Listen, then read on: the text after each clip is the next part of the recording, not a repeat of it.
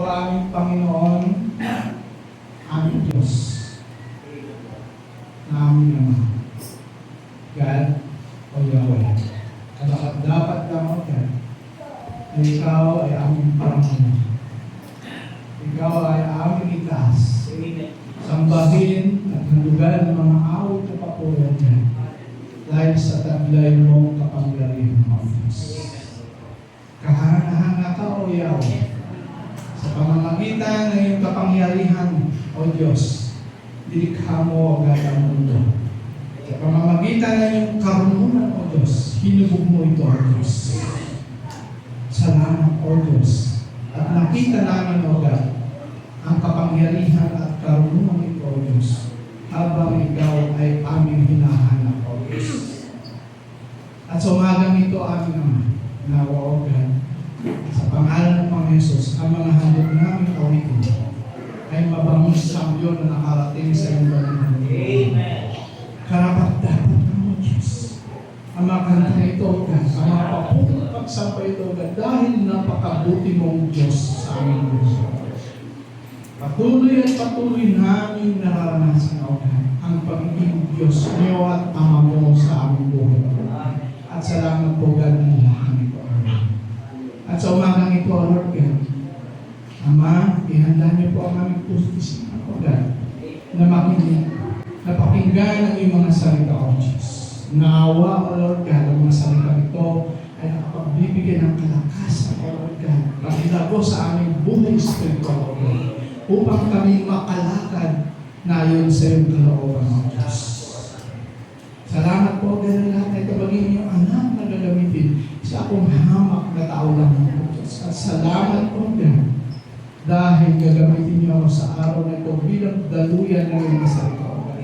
Isinusulong ko lahat sa iyo ang lahat na ito at inaasa ko na lamang sa banal na Espiritu niyo, O God, ang paghahayag ko yung mga salita. Nawag huwag magaling sa aking sariling karunungan at emosyon ang mga salita na mumutawi sa aking bibig, kundi galing sa iyo, O Diyos. Salamat po, God, ng sa mga angel yung narito na patuloy na magbabantay sa amin, nag-iingat, at salamat po sa iyong presensya. Ito ang aming panalangin sa pangalan ng Panginoon Jesus. Amen. Amen. Muli po ang so ang ating paksa pa rin ay patungkol pa rin sa pagbabalik ng Jesus. Ano po? So, ating magbalik-aral lamang kung sa ating napag-aralan ng nakarang linggo dahil nakakatulong ito upang mas lalo nating maunawaan ang ating pag-aaralan ngayong umaga. At ang pamagat nito ay maging handa tayo lagi. Okay, ano po yung pamagat? Maging handa tayo lagi sa pagdating ng ating Panginoon Jesus. Maging handa palagi sa pagdating ni Jesus. So, last Sunday nga, ang napag-aralan natin ay yung pangako, no? Pangako ng Panginoon Jesus sa kanyang mga lagad.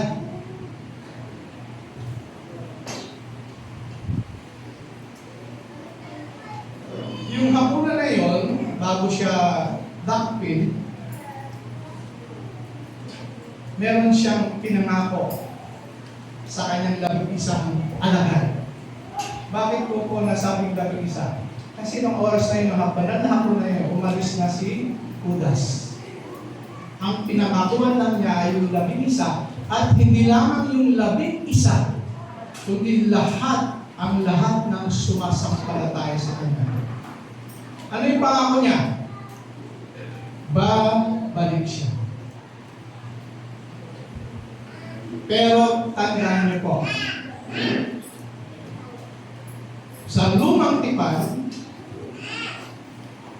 Old Testament, after the fall of Adam and Eve, merong pinangako ng Diyos sa sanlibutan. Isusuko niya o ipapadala niya ang Messiah, ang tagapagligtas, si Jesus. Pangako niya yan. Sinabi niya sa mga propeta At itong pangakong ito ng Diyos ay natupad. Mahigit 4,000 years before Christ, ipinanganak ang Messiah.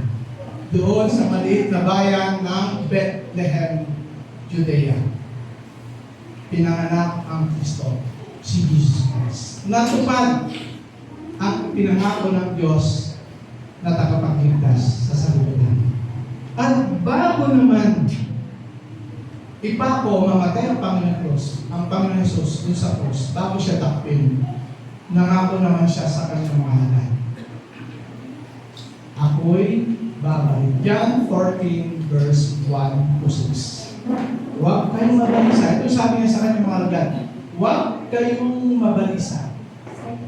Manalig kayo sa Diyos at manalig kayo sa akin. Kung hindi ngayon, hindi ko sasabihin sa inyo. Ako'y pupunta sa Ama. Ipaghahanda ko kayo ng matitirahan doon, sabi nga ng ibang mansion.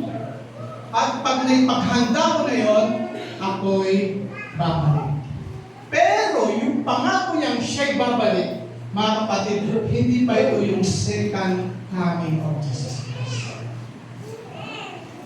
Hindi pa ito yung second coming of Jesus Christ. Basahin po natin, yun po yung ating paksa ngayon. Yung pagbabalik ni Jesus, bakit hindi ito pa ito yung second coming? Ano ba pwede natin mapag-aralan o malalaman tungkol sa pagbabalik ni Jesus? Pero hindi siya babalik para yung second coming.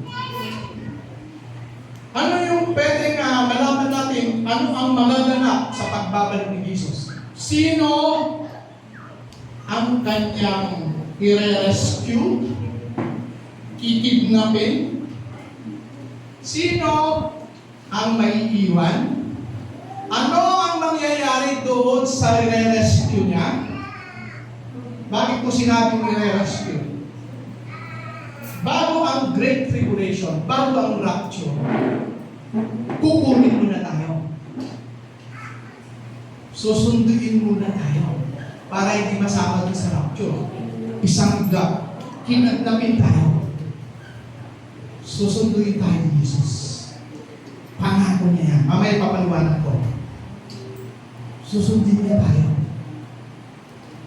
At pagkasundo, anong mangyayari, anong magaganap doon sa mga susundin, at ano din naman ang mangyayari doon sa mga naiwan. Yun ang pag-aaralan natin ngayong umaga. Amen? Amen. Gusto niyo ba malaman? Yes. Amen. So, umpisa tayo. Basahin po natin yung sulat ni Paul sa mga taga-Thessalonica. Sinabi sa unang Thessalonica, chapter 4. Ito na, ngayon na. Binasa ko na ito, pero gusto kong ulitin ito at paggulay-gulay natin. Ito ang tinuturo ng Panginoon na sinasabi namin sa inyo. Si Paul ay nagsumulat sa mga taga-Thessalonica at itinuturo sa mga taga-Thessalonica, sinulat niya sa mga taga-Thessalonica yung mga itinuro ng Panginoon.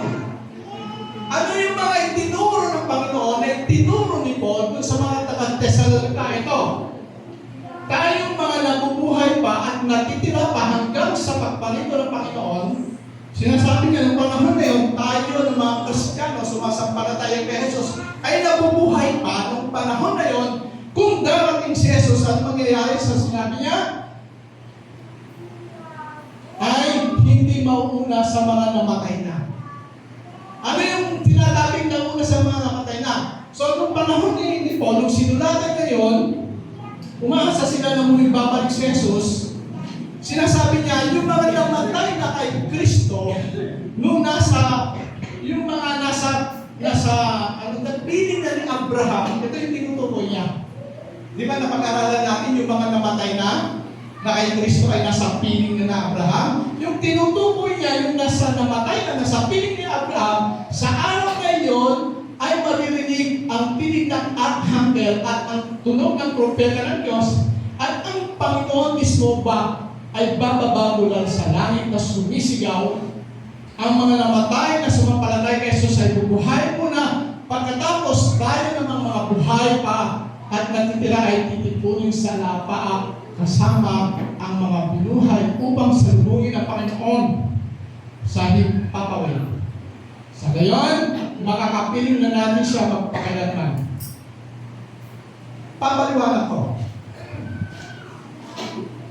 Sabi ni Paul, ayon mismo sa turo ni Jesus, babalik si Jesus.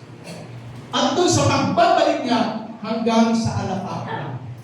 Wala? Hanggang sa alapapla. Yung mga namatay daw, na hindi pa na yung pagdating ni Jesus, sila yung mauuna. Bubuhayin ulit. Ito yung tinatawag nilang resurrection. Bubuhayin sila. Kung paano binuhay ang Panginoon Jesus, nung siya'y muling binuhay, ganun ang mangyayari doon sa mga nauna ng namatay. At tayo naman, sila naman, noong panahon na yun, kung dumating man ang panahon na yun, yung pagdating ni Jesus, tayo naman na naiwan ay tinatawag na rapture. Sa isang matas, dadapitin tayo. Sa isang kita, dadalhin tayo. At dadalhin tayo doon sa ulap at doon magiging magsama-sama na tayo na salubungin ang Panginoon Jesus doon sa ulap. Amen. Yan po ang rapture. Hindi lamang po rapture mangyayari, magkakaroon po ng resurrection. Yung mga namatay na. So halimbawa yung mga namatay na, wala na sa kanila yung katawan lupa, pag akyat nila doon sa ulap, automatic, meron silang glorified body. Amen. Yung mga na-rapture naman, na pagdating ni Jesus sa lapaap, ay nabubuhay pa, yung kanilang katawan, hindi na nila mararanasan ang mamatay. Ang may iwan na lang, yung mga damit, sapatos, o anumang meron tayo ngayon. At sa isang iglap, yung katawan natin mapapalitan ng katawang panlangit. Yun ginatawag nila, glorified body. Kuha nyo? Amen. Kuha nyo yung teaching? Ayon. Ano naman ang mangyayari sa kanila pagdating sa ulap? Ayon sa Bible, mga scholar, yung mga na-rapture at na-resurrect, muling pinuhay, dadalhin na sa langit. Pero hindi pa yung langit. Dadalhin niya na sila doon. At doon, sige, pangalawang, kung hindi nagkamali, Timothy, pangalawang Timothy,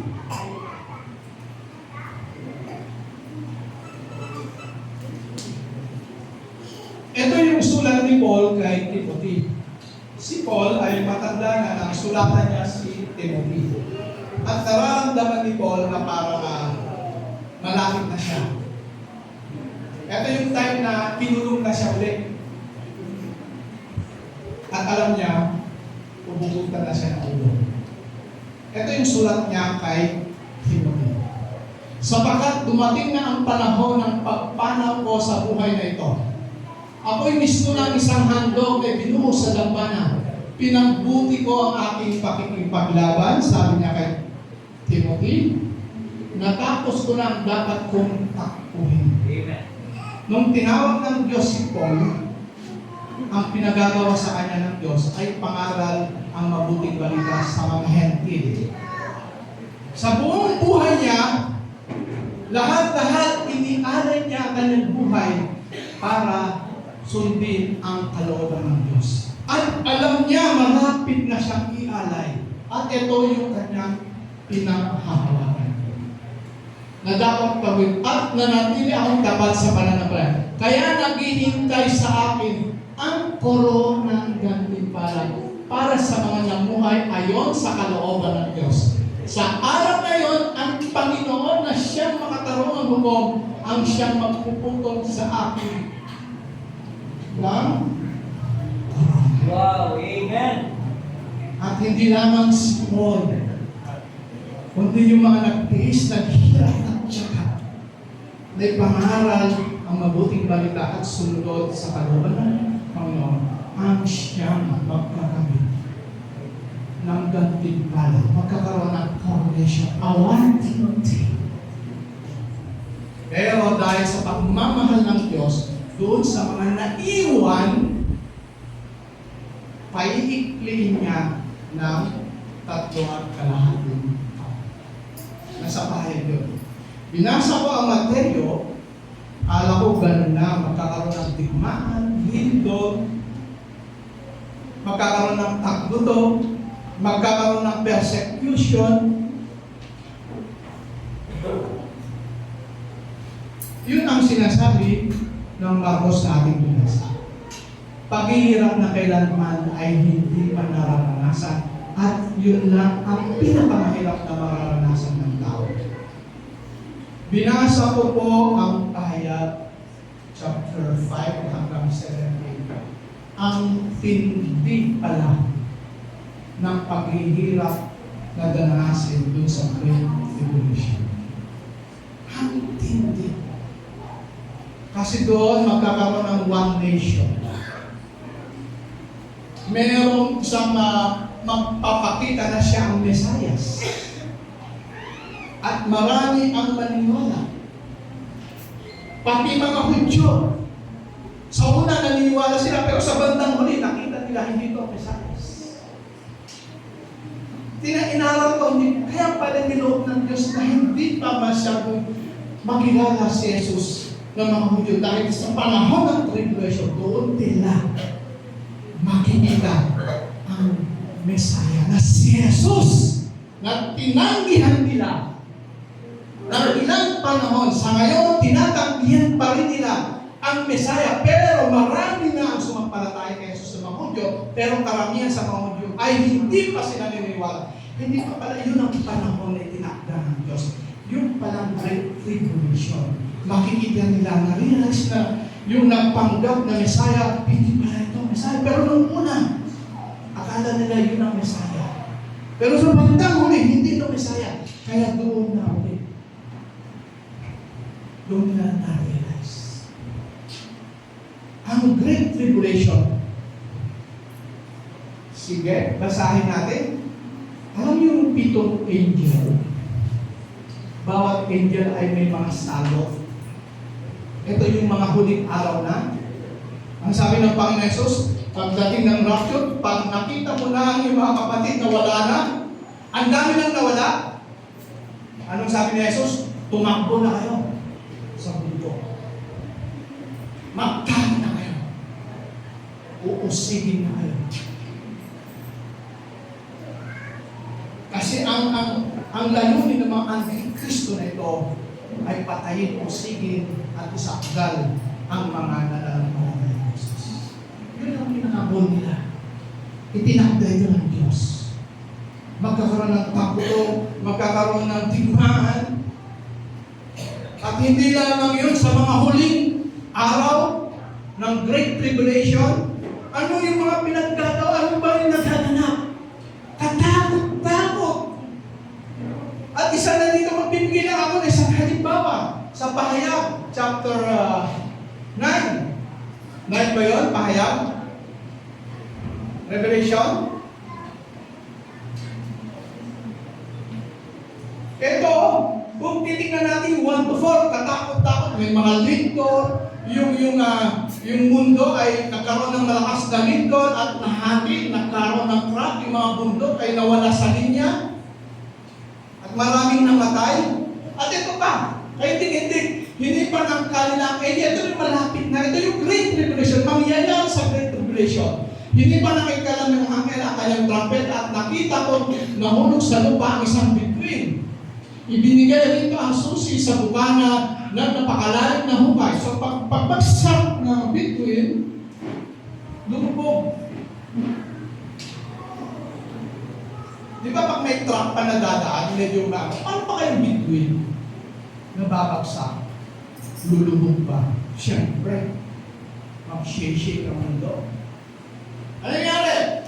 Binuksan ng Biblia na makalalim na hukay at may malumba sa makapal na usok. Tulad ng usok na napakalaking puno at kaya nagdilim ang araw at himpapawid. Literal ito, totoong mangyayari ito.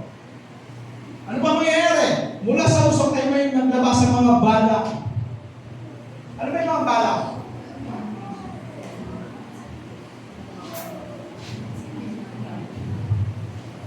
Balang, yung mga nasa tipak-tipak to, nung nasa kami. Oo nga, no? Gantak ka ng tao sa aming lugar. Yung parang merong tulad ng usok, mula sa usok ay, eto na.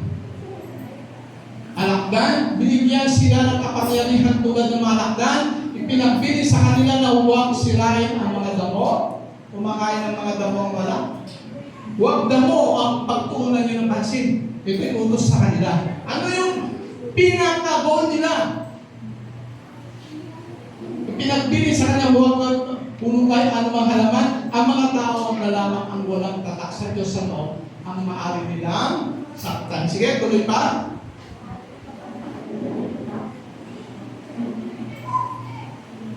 Wala na yun, Luis. Hindi pa naipulutan ng mga balang na patay ng mga tao ito, kundi pahirapan lamang sa loob ng 5 buwan.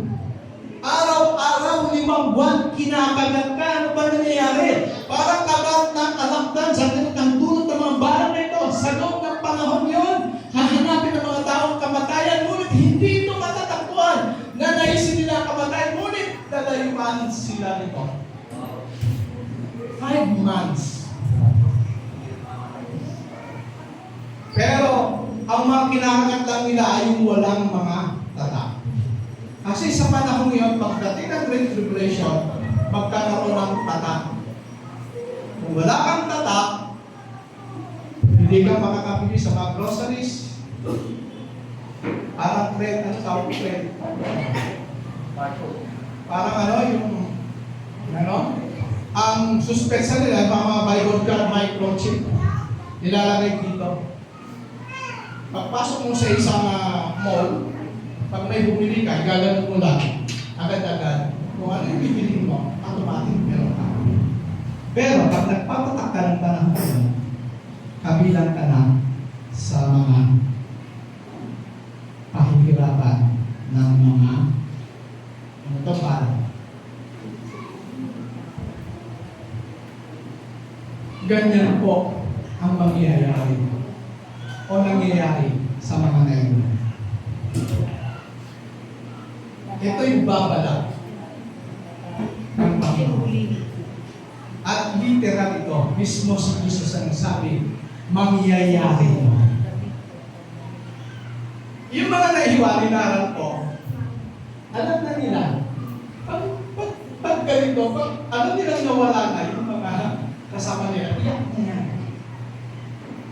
Iyak na yan. Second chance na nila. Tama? At yung mga hindi sumasampalataya, ito yung unang chance nila. Alam na nila. Kaya nga sabi ko yung Ronel, doon sa pahayag, inaral ko, ang daming hindi nagtatanggap. Alam na nila. Kaya lang, katakot-takot na paghihirap yung kanilang tinasas. Kaya nga, hinidnap sila ng Panginoong Jesus sa rapture para hindi makasama sa Great Tribulation. Yung mga tapat at magkaroon sila. Nakakalit alam mo sa totoo lang, habang inaaral ko ito, yung Book of Revelation, nabasa ko na yan. Kaya lang, hindi masyadong tumatak, hindi masyadong nagdrema. May mga salita lang siya nagdrema, yung 7 sulat ng Panginoon sa mga iglesia, nagdrema ako doon. Pero itong Great Tribulation na ito, parang Hindi naglaban. Siguro hindi ko pa naunaw. Hindi ko pa naunaw. Alam niyo, habang inaaral ko to, na ako po, ipinaunawa ito sa akin ng Diyos. Grabe! Yung sinasabi ni Jesus doon sa Mark, sa Mateo, sa Lucas, patungo sa Great Tribulation, ay hindi yun ang pinakamatindi, kundi doon sa sulat niya kay John sa Revelation. Ito ang tunay, hindi lang ang tunay, ito talagang, ito ay karagdagan doon sa itinuro ng Panginoon Jesus na paghihirap ng danasin ng mga tao doon sa Great Tribulation. Kaya nga sabi ng Panginoon Jesus, itong kaya sinabi ito, inulit niya from tingnan niyo yung book of Mark, yung 4 Gospel. Tingnan niyo, pansinin niyo.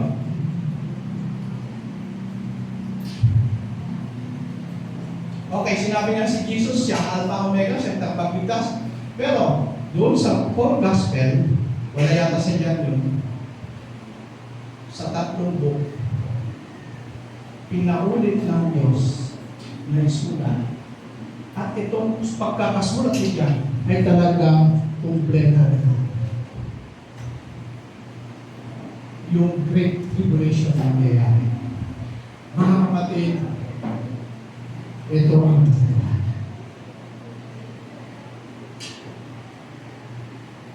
At ano ang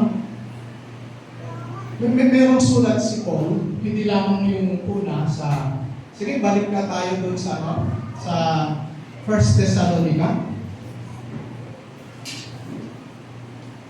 1 Thessalonica. Itong chapter 4, sinabi niya yung rapture at muling pagkabuhay. Sa chapter 5, lalong-lalo dun sa maunang verse, pinaalala niya sa mga taga-Thessalonica, hindi lamang sa mga taga-Thessalonica, kundi tayo ngayon naman ang napalataya nun, na maging handa tayo lagi sa pagdating ni Jesus. Alam niyo kung bakit laging handa tayo dapat?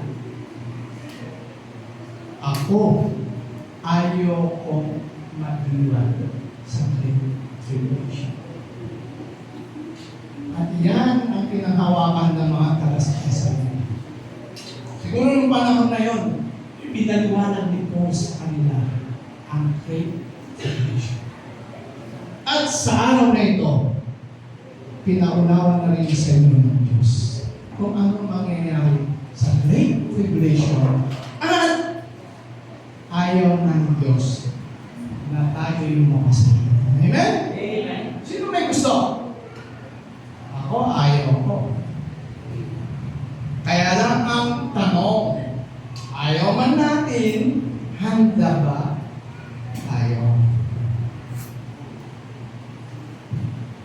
At sa chapter 25 ng Mateo, sa Mateo 24, ito yung tinuro niya patungkol sa Great Tribulation. At doon sa chapter 25, verse 1 to, hindi na kamala, 1 to 13, meron na siyang sinasabi kung paano paghandaan ang Great Tribulation. Kung paano hindi paano makasama doon sa rapture. Alam niyo ang Diyos, nakakatuwa. Inaral ko to.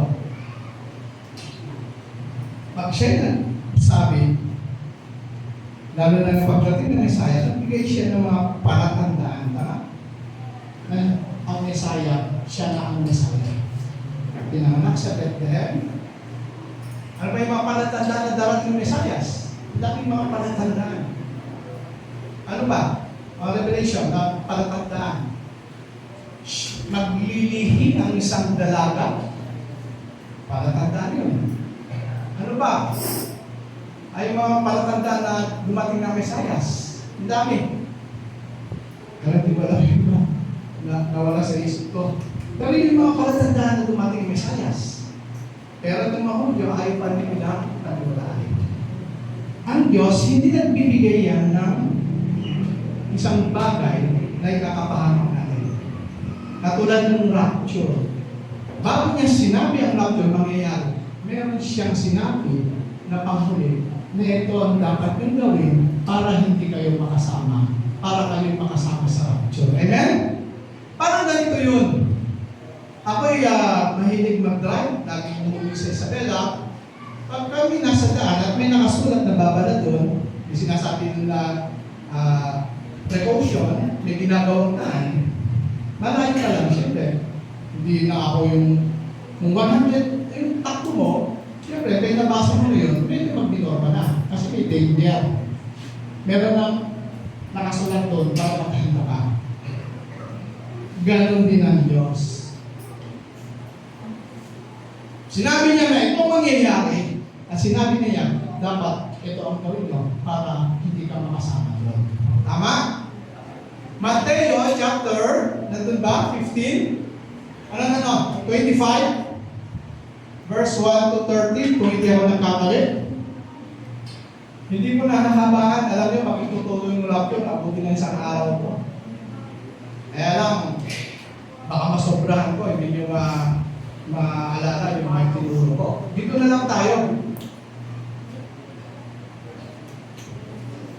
Talinghaga tungkol sa 10 dalaga. Ang karihan ng langit ay may tutulad dito. May 10 dalagang lumabas upang sumalubong sa lalaking kakasal. Bawat isa may dalang ilawan. Ang 5 sa kanila ay hangal at ang 5 ay matatalino. Bakit yung 5 daw hangal? Bakit yung 5 matatalino? Sabi dito, ang mga hangal ay nagdala ng kanilang ilawan, ngunit hindi nagbaon ng langis. So itong mga hangal na ito, meron sila, kasi sabi dito illustration ni Jesus, meron daw gagalapin na kasal. At itong 10 mga dalaga, ay sila yung sasalubong, nakaatas na sasalubong din sa kakasal.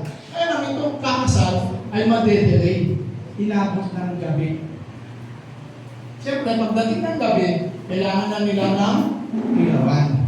Itong 5 dalaga, hindi sila naglagay ng extra na langis. Pero itong 5, meron silang extra na langis.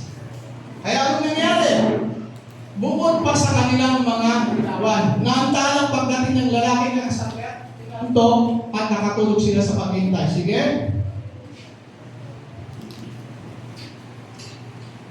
O, tama mo na yung tuloy pa. Makinig muna kayo huwag muna kayo magkwentuhan. Kailangan alisto kayo. Ngunit ng aking gabi ay may sumigaw, narito na ang lalaking ikakasal. Lumabas na kayo upang salubungin siya. Agad pumangon ang 10 dalaga at inayos sa kanilang ilawan. Sinabi ng mga hangal na matatalino, bigyan mo naman niyo kami kahit kaunti ng langis. Andap na ang aming mga ilawan. Baka hindi na ito magkasya sa ating lahat. Mabuti pa yung pumunta muna kayo sa tindahan, bumili para sa inyo. Tugod naman ng matatalino, kaya lumakad ang 5 dalaga iyon upang bumili ng langis. Habang wala sila, dumating ang lalaking kasal at ang 5 nakahanday kasama niya pumasok sa kasal at isinara ang pinto. Ayun, sasabi ng Panginoon Jesus ang kanyang pagbabalik, ang kanyang mag-rapture, sabi dito, ay walang nakakalam. Hindi natin alam. Walang nakakalam, pati angel. Walang nakakalam. At ang gusto ng Panginoon Jesus sa atin, lagi tayong handa sa kanyang pagdating. Pag dumating siya, na hindi tayo handa, sigurado, hindi tayo makakasama sa atin. Pero pag handa tayo lagi, tiyak naman, makakasama tayo sa lupa.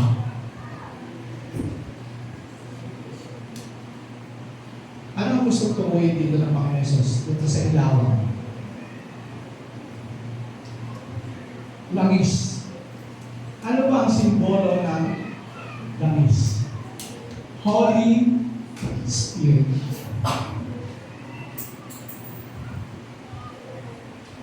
Kailangan ang banal na Espiritu sa atin ay kuskus. 100%. Pag 50% lang, maubusan talaga tayo.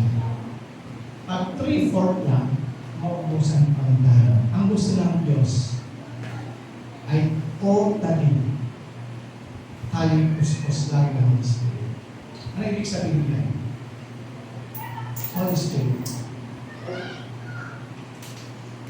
Kung tinanggap natin si Jesus bilang ating Diyos o Panginoon at tagapagligtas, hindi lamang siya yung ating tinanggap bilang ating tagapagligtas. Kailangan natin siyang gawing Panginoon sa ating buhay.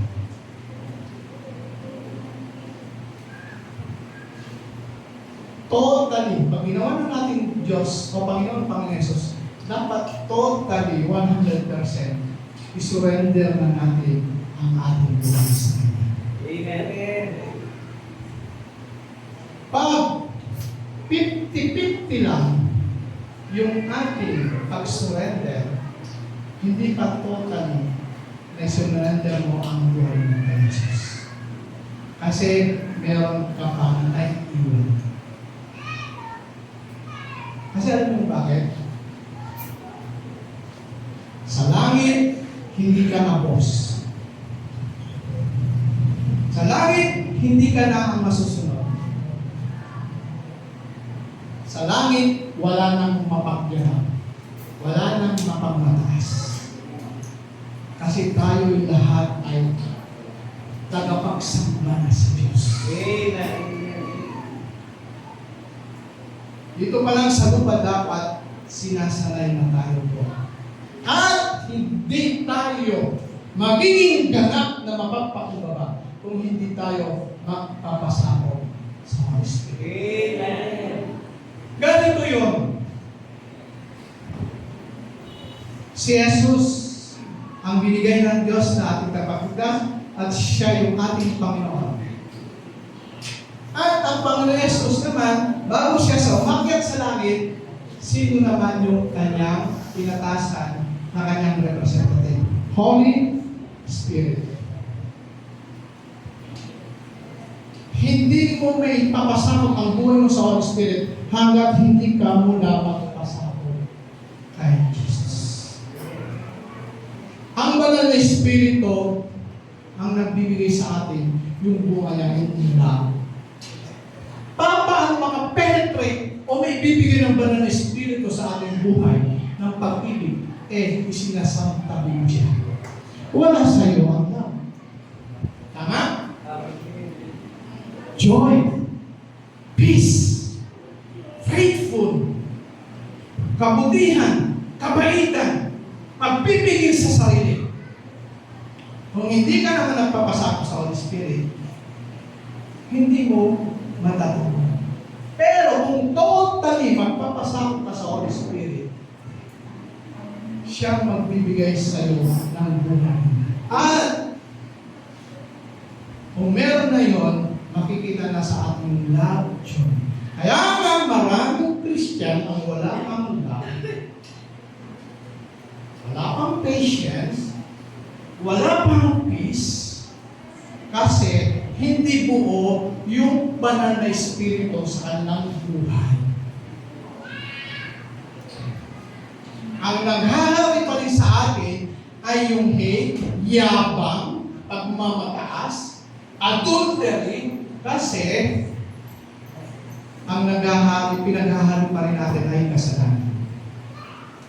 Pero kung totally sinurrender natin ito lahat kay Jesus at ang banal na Espiritu na kikilos sa atin, mga kapatid, hindi pwede hindi makita sa atin ang bunga ng banal na Espiritu. Amen.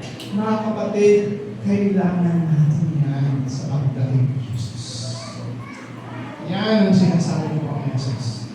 Kompleto ripado na ang Panginoon Jesus. Meron na siyang babala, meron na siyang pangsabi kung paano maligtas, paano hindi mapahamak, paano yung daan na tatahakin mo para hindi ka mahulog doon sa tulay na nasira, meron ng babala, at higit pa yan, pangako ng Panginoon Jesus, sasamahan niya tayo.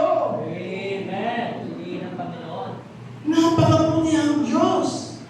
Tayo lang ang maayaw.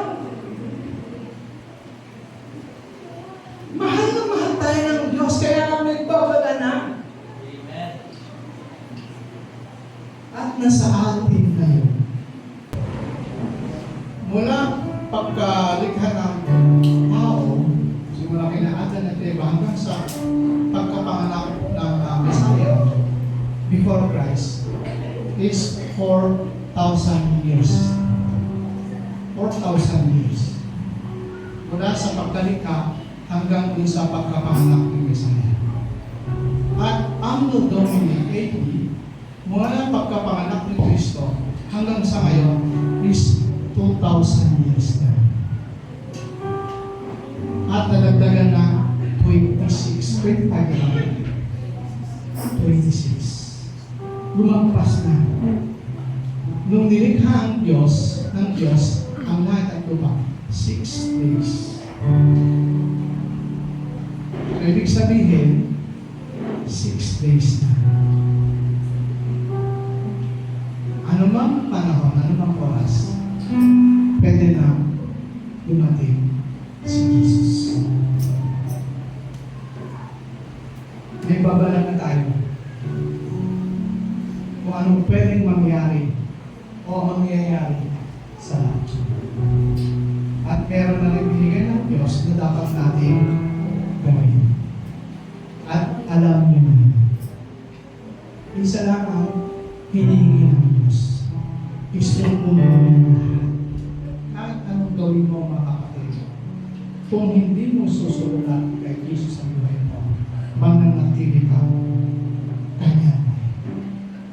Si Jesus ang secret para tayo ay pagpalain.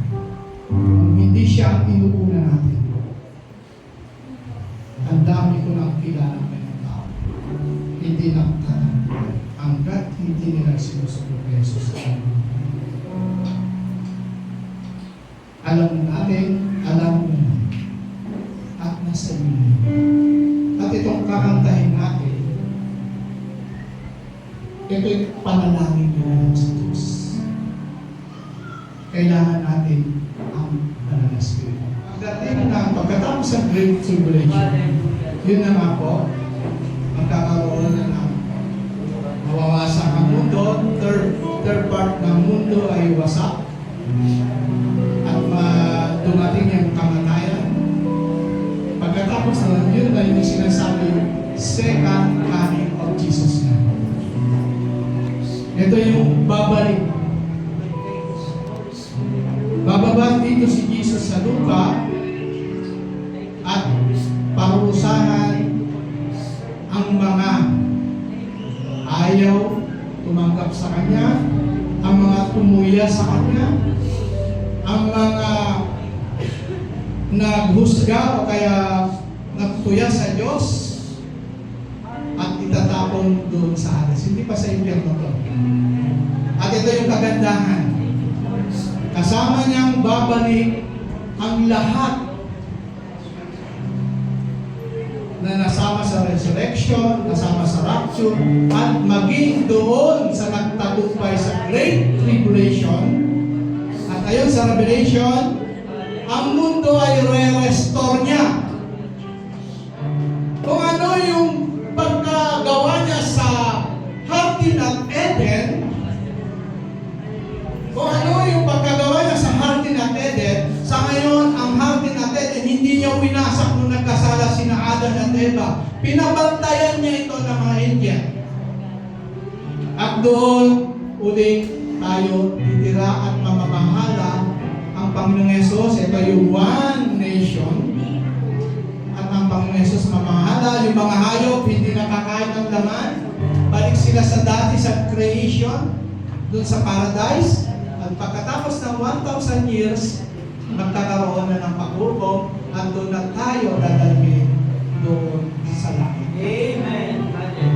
Sa 2 Timothy 5, verse 5-7, walang ibang kinalulugod ng Ama, kundi ang nais niya lahat tayo ay maligtas. Amen. Napakapalad natin dahil sa samahan na tayo mga kapatid. Hallelujah. Tayo manalangin, O Diyos, na makapangyarihan sa lahat. Ama, karapat dapat kang, O God, katakutan, O Diyos. na hindi ka lamang namin itaas parangalan, respeto, kundi dapat kang katakutan dun sa mga mangyayari, O Diyos. Kaya tulungan niyo kami, O God, na magkaroon ng takot at respeto sa iyong mga salita na aming narinig, O Diyos. Andyan na, O God, kumpleto na regalo, O God. Sinabi niyo na ang magaganap at sinabi niyo rin kung ano mga dapat namin paghanda, O Diyos. At kailangan po namin ang iyong banal na Espiritu, O God. Salamat po, Diyos. Salamat. Ang kapulihan, kadakilan, kalwalatian sa ilamang po ang aming Diyos na makapangalan sa pangalan ng Panginoon Jesus. Amen.